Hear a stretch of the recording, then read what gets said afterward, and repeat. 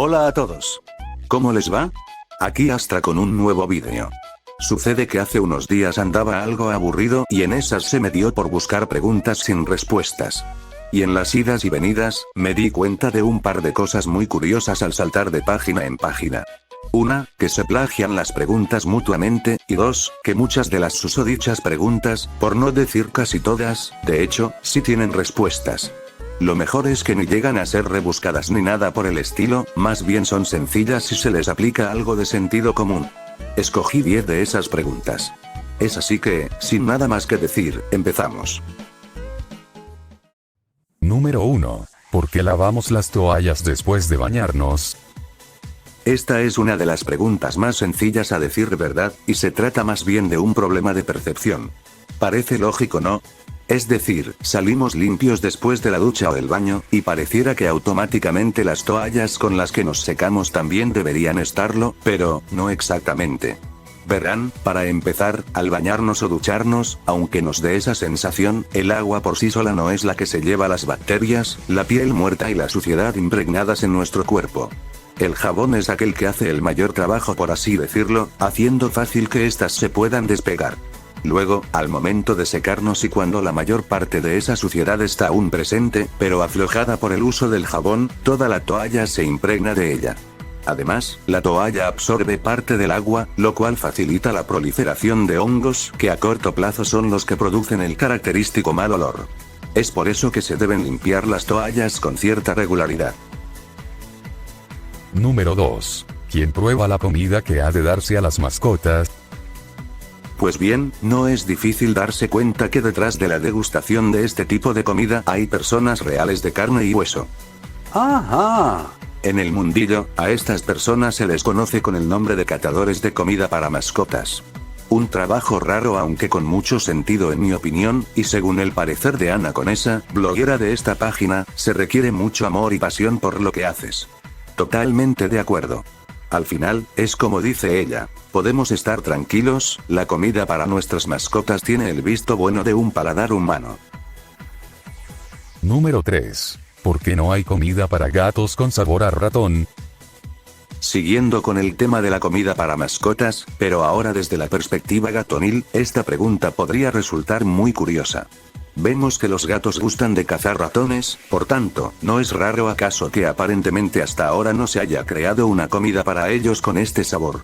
Pues no, en realidad. En primer lugar, los gatos no comen o cazan ratones porque les guste su sabor en especial.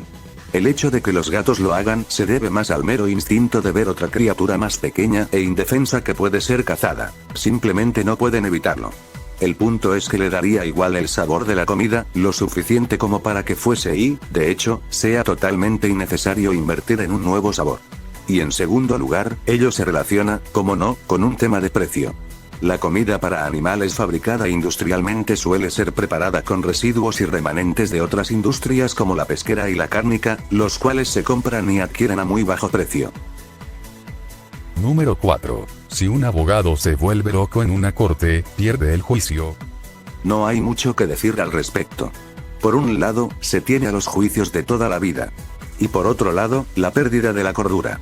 Sería muy raro, pero si suponemos que un abogado en plena sesión de un juicio experimenta algún tipo de episodio psicótico, lo más probable es que dicha sesión se detendría de momento o quizás llegaría a cerrarse por ese día. Y si el abogado se muestra propenso a padecer de tales ataques, pues sería reemplazado por otro a petición de la corte o de su cliente. Como sea, en ningún caso eso significaría perder judicialmente cualquier caso que se estuviese llevando, ya que eso no depende de las personas, sino de la evidencia a favor o en contra que es analizada por un juez en su veredicto. Número 5. ¿Por qué el pato Donald tiene sobrinos y no tiene hermanos? Pues bien, a la final verán que todo se trató de un malentendido. Para empezar, los sobrinos del pato Donald se llaman originalmente en inglés como Huey, Dewey y Louie, siendo también conocidos como los trillizos. Y sí, son sus sobrinos realmente, no como algunos dicen por ahí con sus alocadas y raras hipótesis sin fundamento. La verdad es que el pato Donald sí tiene hermanos, de hecho, una hermana, y se llama Lela. Sin embargo, no vayan a pensar que ella como personaje es relativamente reciente al tomar parte de esta nueva serie animada que ven en pantalla, la cual es del 2017. Podría decirse que ella tuvo aparición poco después de la primera aparición oficial del mismísimo Pato Donald. Veamos, Donald apareció por primera vez como tal en una tira cómica de 1934, mientras que Dela apareció originalmente, aunque solo como cameo sin participación real en 1937 de parte de una tira cómica de un periódico dominical llamado Donald Duck. Según la tira cómica, Dela había escrito a Donald, diciéndole que enviaba a sus hijos temporalmente con él debido a que estos habían colocado un petardo debajo de la silla de su padre a modo de broma pesada, provocando que fuese al hospital por un tiempo. Y también hay otra versión, la animada de 1938, en la que se muestra que Dela escribe a Donald diciéndole que enviaba a sus hijos para que simplemente visitasen a su tío por solo un día. Ahí no se menciona que tengan algún padre. Pero bueno, no importa realmente cuál versión escojamos. Por alguna razón, luego de ese cameo, no vuelven a aparecer ni ella ni el padre de los famosos trillizos. Aunque a decir verdad, Dela hizo otra aparición, pero en una serie de cómics entre 1992 a 1996 y como niña. Pues bien, ya vieron que Dela pasó tanto tiempo sin dar señales de vida que para la mayor parte de la gente fue como si nunca hubiese existido. De ahí es donde surgió el rumor de que el Pato Donald no tenía hermanos. He ahí la confusión. Número 6. ¿Por qué los aviones no están hechos del mismo material de las cajas negras? Si no las conocías, las famosas cajas negras son aquellos artilugios usados en aeronáutica para registrar la actividad de los instrumentos y las conversaciones de los tripulantes ante un posible accidente y así poder aclarar qué pasó. Según este pequeño gráfico sacado de la página Air Hostess, las cajas negras tienen la siguiente estructura básica, de la cual se destaca claramente la armadura de acero, que es la que proporciona la mayor resistencia contra todo posible daño. Esto las vuelve casi indestructibles. Ahora bien, los aviones, según la página Viva y USA, se construyen principalmente de aluminio. Cualquiera que haya trabajado con alguno de estos materiales sabe que tanto el acero como el aluminio se caracterizan por su gran resistencia y conductividad, pero el aluminio tiene la característica fundamental de ser más ligero. Ahí radica la razón principal de que no se use acero en lugar de aluminio en la fabricación de aviones, ya que el esfuerzo de mantener semejante masa en el aire sería brutal. No obstante, hay otra razón y esta se refiere al costo. Hacer una sola caja negra cuesta alrededor de $15,000 según la primera página. Y si ya de por sí cuesta mucho hacer un avión normal de aluminio, ahora imagínense uno hecho enteramente de acero. El costo repercutiría tanto que sería prácticamente inviable tanto para la aerolínea como para los pasajeros, cuyos boletos saldrían con un precio estratosférico. Es por ello que mejor que nos quedamos con los aviones de toda la vida. Sin embargo, ¿es mejor no ir de vuelo por el hecho de no tener un avión indestructible? Pues, no. La verdad es que los aviones actuales suelen ser muy seguros en todo aspecto. La probabilidad de accidente es muy baja en realidad. Número 7. ¿De qué color se pone un camaleón al mirarse en un espejo? Empecemos diciendo que los camaleones, así como la gran mayoría de los animales, no tienen la capacidad de reconocerse a sí mismos en un espejo. Es por ello que, cuando se encuentran ante un espejo, actúan como si estuviesen viendo a otro de su misma especie. Ahora bien, este artículo del National Geographic recoge el modo de actuar de estos reptiles, pero diferenciando entre hembras y machos. Según el artículo, los machos tanto en los experimentos como en la naturaleza son más emocionales en sus encuentros, ya que estos se ven como rivales de apareamiento y hábitat. Cambian en el proceso sus distintivas tonalidades verdosas a otras más encendidas como amarillas, naranjas e incluso rojas para verse imponentes unos a otros durante la competencia. Las hembras en cambio se lo toman todo con mucha pero que mucha más calma.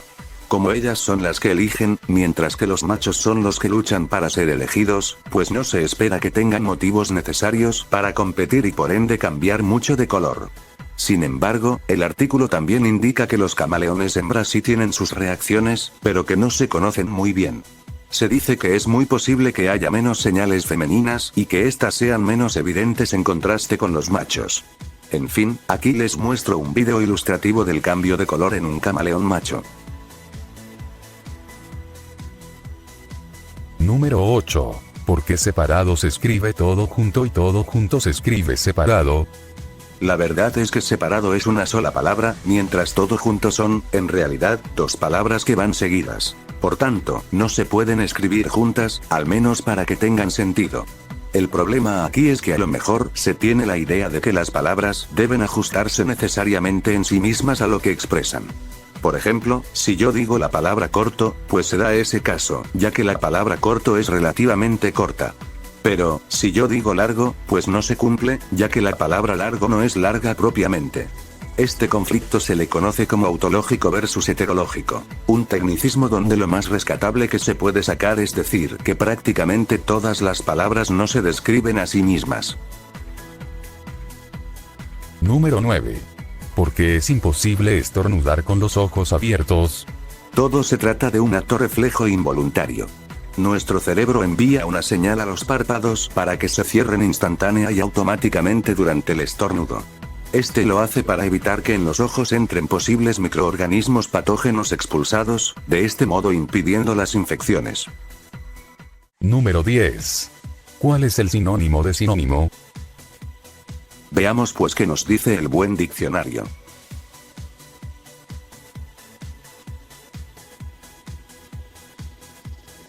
Como vemos, las palabras que más encajan son semejante, análogo y parecido. Y bueno amigos, eso ha sido todo por ahora. Espero que les haya gustado el vídeo.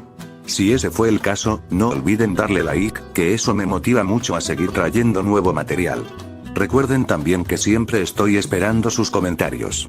Suscríbanse si les interesa este tipo de contenido y si quieren seguir viéndolo. Nos vemos, y gracias por verme. Hasta pronto.